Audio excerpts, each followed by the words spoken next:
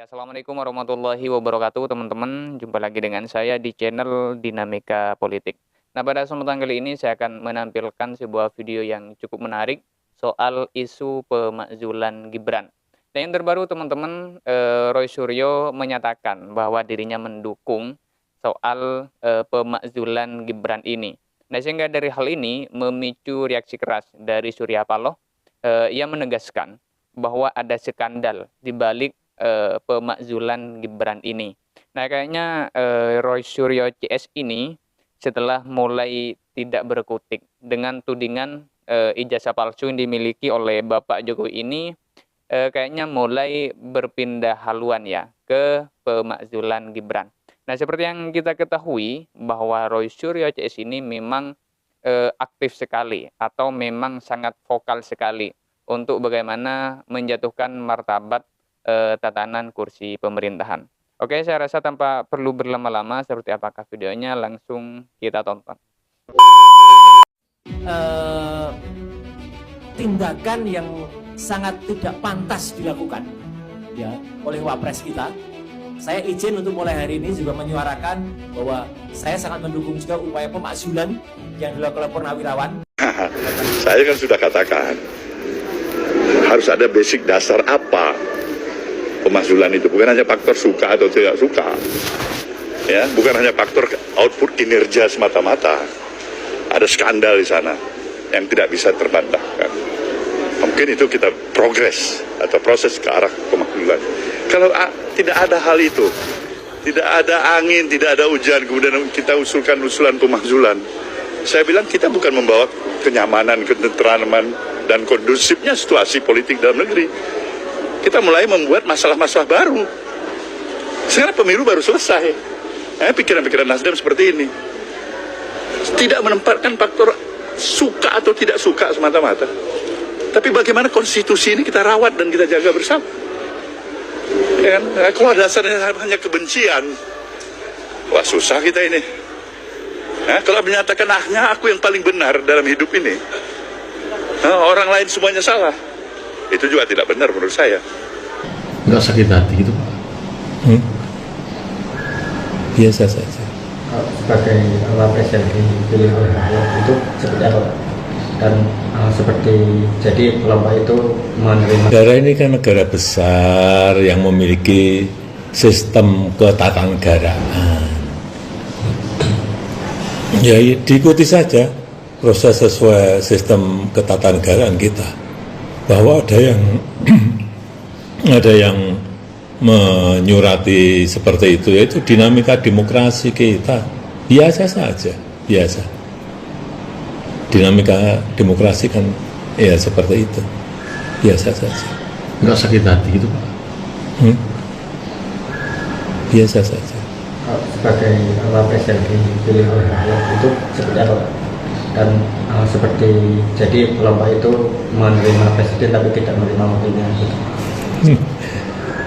Iya, pemilihan presiden kemarin kan satu paket, bukan sendiri-sendiri kayak di Filipina itu sendiri-sendiri. Di kita ini kan satu paket. Jadi tidak bisa menerima presiden tapi tidak menerima wakilnya. Ya memang mekanismenya seperti itu. Jadi sekali lagi sistem ketatanegaraan kita memiliki mekanisme yang harus diikuti, bahwa pemakzulan itu harus presiden atau wakil presiden misalnya korupsi atau melakukan perbuatan tercela atau melakukan pelanggaran berat itu baru. Gara-gara Prabowo ini Gibran jadi disalahkan. Saya yang pilih, saya yang minta, saya yang memilih. Iya Pak Prabowo Subianto, gara-gara Bapak ini. Kita lihat segelintir purnawirawan TNI. Mereka tidak mempresentasikan kami sebagai rakyat Indonesia. 4 Jenderal Purnawirawan TNI menyurati DPR dan MPR untuk mendorong pemakzulan Wakil Presiden Gibran Rakabuming Raka. Yang telah memilih Bapak dan Gibran. Bahkan makin memperjelas bahwa sebenarnya mereka tuh kecewa karena jagoannya kalah. Pertemuan antara Anies dan para purnawirawan TNI Polri tersebut digelar di Pendopo Anies Baswedan Cilandak, Jakarta Selatan pada Jumat sore. Terdapat 10 purnawirawan TNI Polri yang hadir, diantaranya ada mantan Gubernur DKI Jakarta Sutioso, serta mantan Menteri Agama dan Wakil Panglima TNI Fahrul Razi.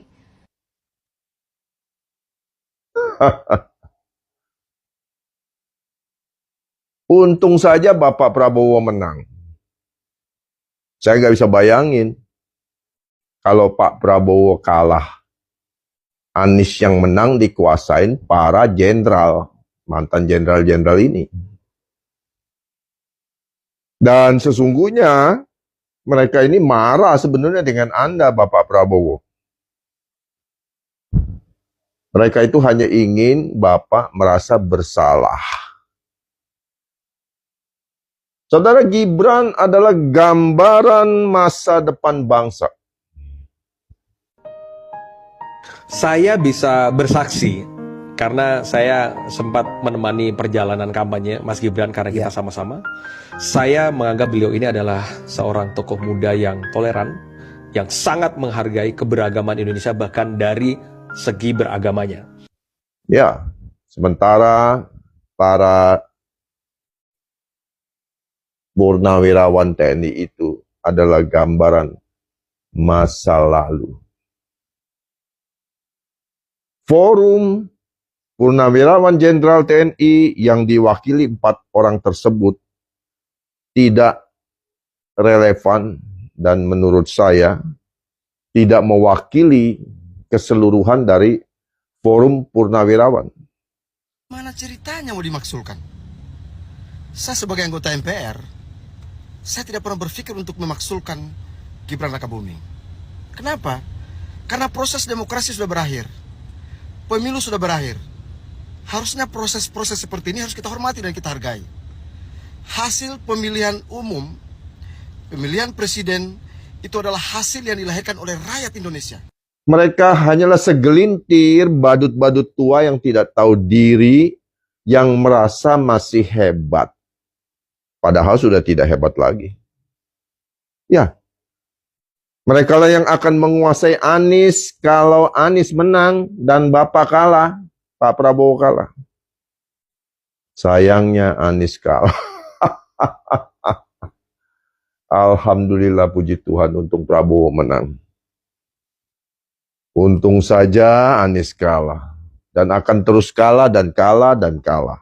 Kenapa? Nggak punya prestasi. Tidak ada basis pemilih. Itu. Jadi, mereka adalah gambaran masa lalu di belakang. Gibran adalah masa depan.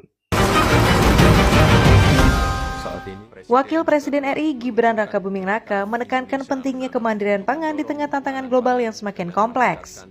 Dirinya menyatakan stok beras nasional tercatat lebih 3,1 juta ton tertinggi dalam 23 tahun terakhir. Pernyataan Gibran disampaikan dalam video monolog yang diunggah di akun Instagramnya pada Sabtu 10 Mei 2025. Kita sebagai bangsa, di mana jika suatu bangsa ingin jadi negara maju, maka sektor pangan harus diperhatikan. Stok beras kita saat ini menyentuh lebih dari 3,1 juta ton. Yang juga perlu kita kembangkan adalah ekosistemnya. Bagaimana teknologi bisa memacu peningkatan produksi dan mengefisienkan rantai distribusi.